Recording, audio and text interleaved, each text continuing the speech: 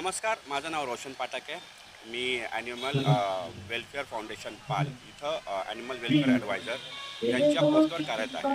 आता ही अक्कलकोटमध्ये जी घटना झालेली आहे, जिथं 150पेक्षा जास्त कुत्र्यांचा मृत्यू झाला आहे, त्याच्यावरती आम्ही एफ-आय-आर दाखल केलेली आहे. 2 एफ-आय-आर आम्ही दाखल केलेली आहे आणि उद्या आम्ही कॅन्डल मार्च ठेवत आहे. म्हणजे नेमकं काय झालं जेव्हा मी ती फोटोज आणि व्हिडिओज बघितले जातात तिथं आम्हाला क्लिअर दिसतंय की कुत्र्यांना विष टाकून म्हणजे ते जे चिकन आहे ते त्यामध्ये विष टाकून कुत्र्यांना मारण्यात आलेलं आहे.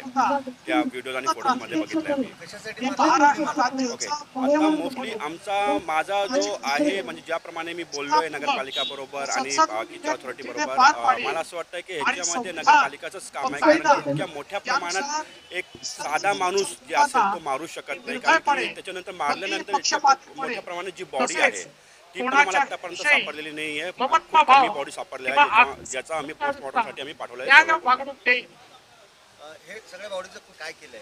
त्याबद्दल मी नगरपालिकाचे जे मुख्य अधिकारी आहे रमाकांत देके यांना पण मी विचारलं की सर जी बॉडी आहे जी कुठेही तुम्ही त्यांना टाकलेली आहे ते मला सांगा, कारण की बॉडी का नाही सापडली थोड्या दिवसांनी इन्फेक्शन वाढत जाणार आहे आजूबाजूच्या इथं. बॉडी आम्हाला सांगा आणि पाहिजे तर आम्ही त्या बॉडीला चांगल्यापैकी संस्कार जे आहेत त्यांचे ते आम्ही करून टाकू, पण आतापर्यंत त्यांचंही त्याबद्दल काहीच रिप्लाय आलेलं नाहीये. म्हणून या सगळ्या गोष्टीसाठी आज सकाळी मी नगरपालिका परिषदला एक प्रीती सालस्कर मॅडम त्यांनी एक नोटीस नगर परिषदमध्ये टाकलेली आणि मी हँड ओव्हर करून आलो त्यांना. कॅन्डल मार्च उद्या असणार आहे. कॅन्डल मार्च अक्कलकोटला असणार आहे आणि खंडोबा चौकच्या इथं कॅन्डल मार्च असणार आहे.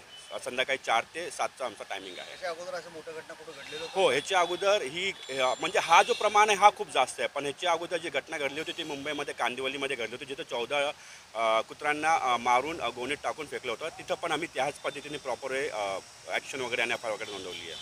जर आरोपी सापडलं तर काय शिक्षा होऊ शकते? हो, ओके. याच्यामध्ये जे 2 कलम लागले आहेत ते 325 BNS हा कलम लागला आहे आणि ॲनिमल क्रुएल्टीचा 1960-11 हा कलम लागलेला आहे. 325 BNSमध्ये या शिक्षामध्ये 5 वर्षाची सजा आहे आणि मिनिमम जे मॅक्झिमम फाईन आहे ते 50,000पेक्षा 2 लाखपर्यंत जाऊ शकते आणि ॲनिमल क्रुएल्टीमध्ये पण सेम आहे. तर दोन्ही एफ-आय-आरमध्ये आम्ही दोन्ही सेक्शन आणि BNS फाईल केले आहे. सर, हे झालं विषय. आता सोलापुरात पण खूप मोकाट कुत्रे आहेत, ते कोण मालकं नाही, काय नाही, खूप लोकांना चावा घेतात. त्याच्यावर लोकांनी काय केलं पाहिजे? तेव्हा बेसिकली जे पॉप्युलेशन कुत्र्यांची वाढते आहे इथं सोलापूर, अक्कलकोट किंवा कुठेही, आता हे पॉप्युलेशन थांबवण्यासाठी प्रत्येक वर्षी नगरपालिकामध्ये टेंडर निघतं. त्या टेंडरमध्ये एका कुत्र्याचं नसबंदी करण्यासाठी 1500 ते 2000 रुपये हा खर्च येतो. आणि जर का आपण बघितलं, आता मी जे हे अक्कलकोटमध्ये जे रिसर्च करत होतो सकाळी, मला तिथं एकही कुत्रा भेटला नाही ज्याचा कान कापलेलं आहे. ज्या कुत्र्यांचं कान कापलेलं आहे म्हणजे त्यांची नसबंदी झालेली आहे. टेंडर निघाल्यानंतर जे प्रत्येक वर्षी निघतो आणि जे पैसे जातात नगरपालिकाला 1200 ते 1500 किंवा 2000 रुपयापर्यंत, तर त्यांनी आत्तापर्यंत ती नसबंदी का नाही केली? जर नसबंदी केली असती तर इतकं पॉप्युलेशन कुत्र्यांचा प्राण्यांचा वाढलाच नसता. दुसरी गोष्ट, इथं रॅबिजचं injection totally free of cost नगरपालिकामध्ये भेटतात. तर नगरपालिकाच्या जे कोणी साहेब आहेत त्यांनी आत्तापर्यंत हे रॅबिजचं इंजेक्शन त्या कुत्र्यांना का दिलं नाही? जर त्यांनी रॅबिजचं इंजेक्शन प्रमाणे दिलं असतं तर ही चावण्याची जे कुत्रं वगैरे चावतात त्यांची संख्या खूप कमी झाली असती. खरं म्हणजे पॉप्युलेशन कंट्रोल करा आणि त्यांचं प्रॉपर ट्रीटमेंट करा जे सरकार त्यांना फ्रीमध्ये देते.